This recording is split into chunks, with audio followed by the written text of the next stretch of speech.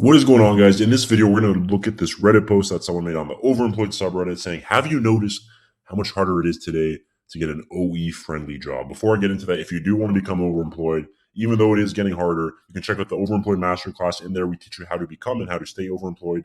Pin comment in description box below. So let's read this post first, and then let's actually get into some feedback, and let's read some of the comments as well. So this guy says the more you help people, the fewer OE friendly jobs are available to you and to everyone. There isn't an infinite amount of OE friendly jobs. Well, just right off the bat, there isn't an infinite amount of any type of jobs. Every job is competition. People are applying, and you have to be the top candidate. So there will never be infinite opportunities. That's for you to compete and to succeed. So the more you help people, the more the pool of jobs shrinks. The gravy train doesn't go on forever, true. And by helping others get into OE, you're just speeding up the process. Well, I'll be honest, someone probably helped this person to become overemployed. So by them saying, I wanted your help, or I wanted this subreddit, or I wanted that YouTube video, but I don't want to help anyone else, that's kind of short sighted. And I think that's kind of disingenuous. Stop showing internet randos how smart you are by helping others get into OE. Now, again, I don't think anyone's claiming that they're geniuses by introducing people to a way to become financially free. I think it's just some people genuinely want to help other people. Stop trading Reddit karma for fewer OE opportunities. Stop shrinking the pool of OE friendly jobs in exchange for 10 seconds worth of dopamine. And stop helping people who are so dumb and lazy that they don't know how to search. Okay, so for the dumb and lazy people, if you're scared that they are your competition, maybe you need to improve your skill set to begin with. So that's probably the first problem. 2 years from now, when it becomes tough as shit to find an OE job, will you look back and say, man, I'm glad I got that karma and dopamine? So again, I think this person has good intentions, but it's not about the karma and dopamine. It's about helping people improve their life and make more money overall, right?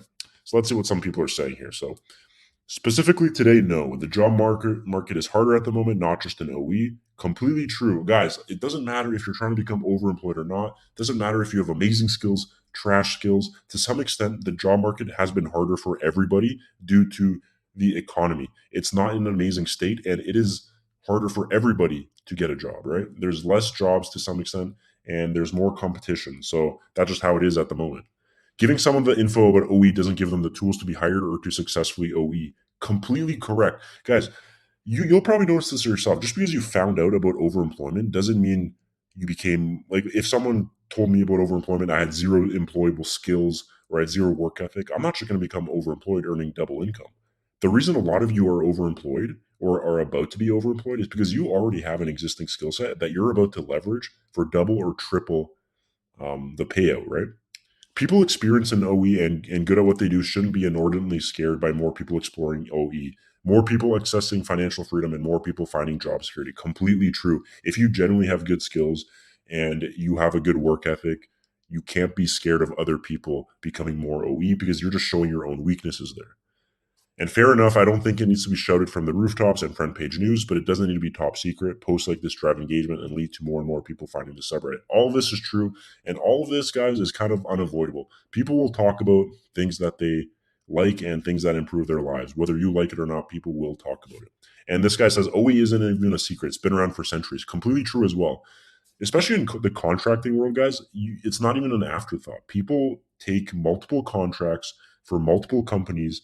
The only difference is they don't work as a full-time employee. But in reality, there's not much of a difference, right? Especially with remote work, it's basically the same thing, other than it just being frowned upon. So it's not like it's anything brand new. It's just new to the full-time world, and it's new out in the air, if that makes sense. Usually in the past, there weren't that many remote jobs. COVID changed all this, and that's kind of what made the overemployed niche kind of be born. And this guy says we're not in competition with each other. The reason it's hard to get a job is because the job market in general sucks. Completely true. Now, it doesn't suck for everyone completely. If you have good experience, if you're a senior employee, let's say you're a senior software engineer, you'll be much better off than someone just graduated with a software engineering degree trying to get their first entry level job. And guys, I want to make a really quick comment on this comment here. This is a very important one. So this guy says, amen to that. Look on LinkedIn, 300 plus applicants for every job I'm trying to apply to. It's rubbish. Market sucks, blah, blah, blah, blah, blah. Okay. The applicants thing, especially on LinkedIn, you guys would be very, very, very surprised how many of those applicants have zero overlap with the actual job position. They have no business applying to that job. There's so many people that they might not even have something as simple as being qualified in terms of sponsorship or citizenship to work at that company, and they still apply. People, a lot of people don't look, or they use virtual assistants to apply for them, or use some automated systems, and they just apply to any possible job. If you actually take a job posting and you ask a recruiting manager or a recruiter, how many actual good candidates did you get for this job posting? Out of 300 applicants, it could literally be to a point where only 5 to 10 applicants were actually qualified, and then let alone who actually passes the interviews, right? So there isn't actually as much competition as you think when you see those absurd numbers like 300 plus applicants. Again, there are more applicants though overall, but I'm just pointing that out because a lot of you don't realize a lot of those are bad applicants. This guy has a good point here. I'm in the grocery store yesterday. A young girl asked me where the cereal was. I pointed her in the opposite direction because if she buys cereal, that's less cereal for me. I get you guys get the point. I don't really need to read on, but basically what I was saying. I mean, at the end of the day, you should help people if you genuinely want to improve their life, and if they're coming to you with good faith, if they're not asking Googleable questions, why not help people, right? All right, guys. So that's kind of it for this video. If you have an opinion on this post or the overall job market, and do you actually think it's harder to get an OE friendly job, leave a comment down below. Remember to like the video, subscribe to the channel, and I will see you guys next time.